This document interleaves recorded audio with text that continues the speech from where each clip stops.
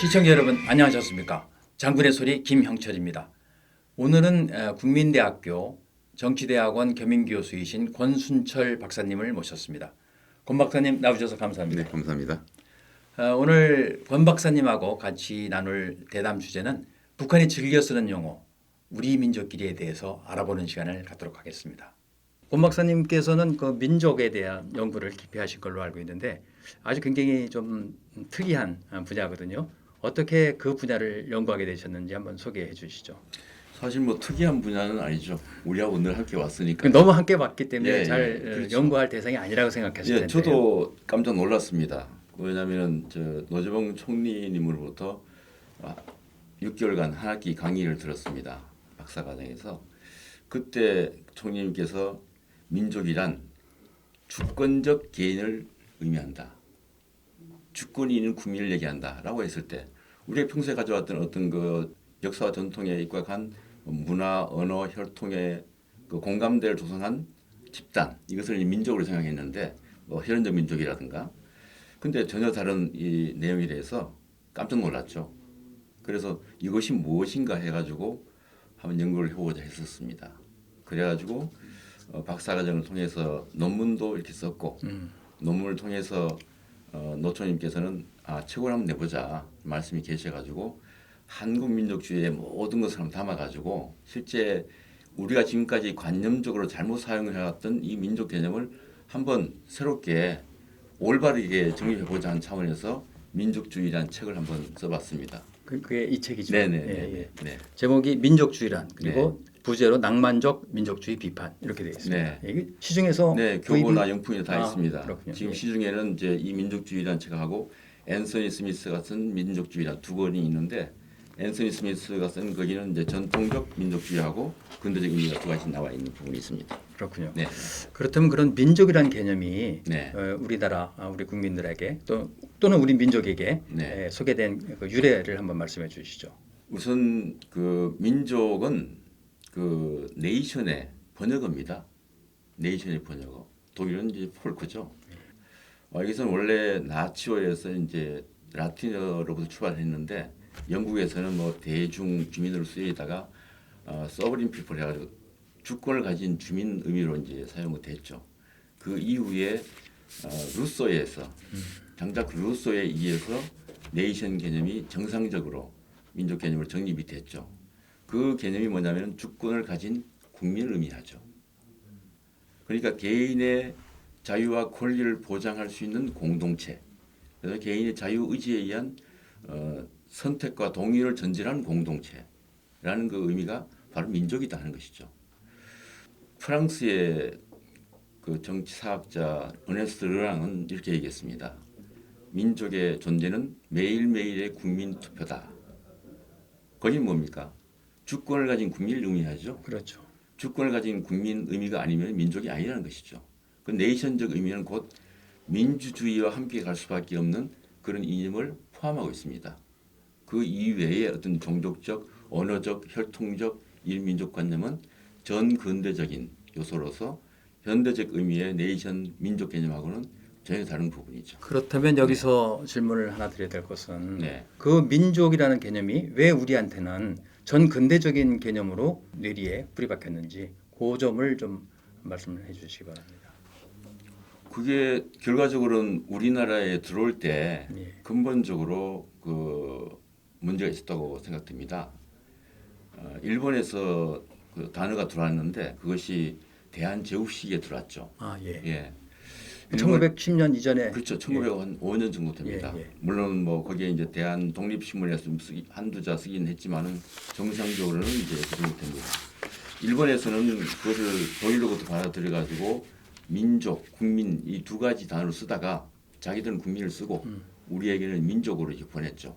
그래서 우리가 민족을 받아들여서 사실은 1919년 독립선언문에도 민족이라는 단어가 11번이나 들어갑니다. 그렇습니다. 예. 예. 네. 예, 권 박사님 말씀 듣고 보니까 일본이 우리나라에 우리 국민들에게 국민이라는 개념 대신에 민족이라는 개념을 소개시켜 준 것은 아마 우리에게서 국가라는 관념을 희석시키기 위한 것이 아니었나. 왜냐하면 그때가 일본 이제 침략을 이미 다 마음먹고 있었기 때문에 국가라는 개념이 자꾸만 들어가면 저항이 있을 거 아닙니까?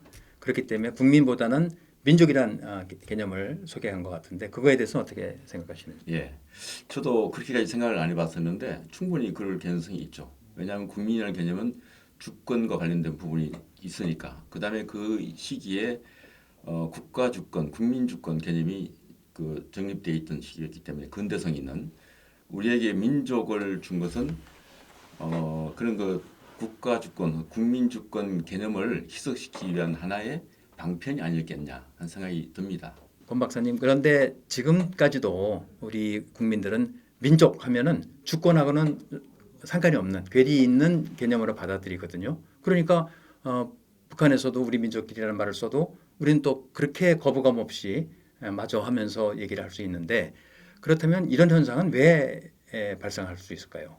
네, 그 바로 이제 낭만적 민족관념이죠. 우리나라 사람들의 70%가 혈통을 중시한다고 합니다. 그 여론조사 결과 혈통을 중시하는 이런 어떤 그 관념이 바로 그 낭만적 관념을 받아들이는 어떤 그 기반이 됐지 않나 생각을 합니다. 사실 낭만적 민족주의라고 하는 것은 낭만 말 그대로 비이성적이죠. 그리고 감성적이죠. 그렇죠. 예, 정치적 의미의 그 루소적 네이션 민족 개념은 정치적입니다. 이성적이고 합리적이죠. 낭만적 요소는 비합리적인 부분이죠. 결과적으로 어떤 그 주권적 개인이 자기 그 주권을 행사할 수 있는 의지를 갖다가 하는 것이 아니고 어떤 유기체적으로 어떤 하나의 어떤 그 상징적인 영웅을 만들어서 그 방향으로 이끌어가는 그런 그 형태의 그 집단이 만들 수 있는 개연성이 크죠. 그래서 낭만적 민족주의가 실제 2차 세계대전에서 히틀러에 의해 가지고 홀로코스트라든가 이런 그 인류의 그 비극을 낳았던 부분이 양산됐던 하나의 관념이었다. 그리고 일본의 그 군국주의도 바로 낭만적 민족관념에서 출발한 것이었다라고 볼 수 있는 것이죠. 그렇군요. 그렇다면 북한이 이래 민족이라는 용어를 쓰고 네. 우리를 혼란에 빠뜨리는데 북한은 언제부터 이렇게 민족이라는 말을 썼을까요? 북한은 원래 민족 용어 자체를 갖다 거부했었죠. 예, 왜냐하면은 공산권 자체가 민족주의를 거부했었기 때문에 마르크스가 한 얘기 있지 않습니까?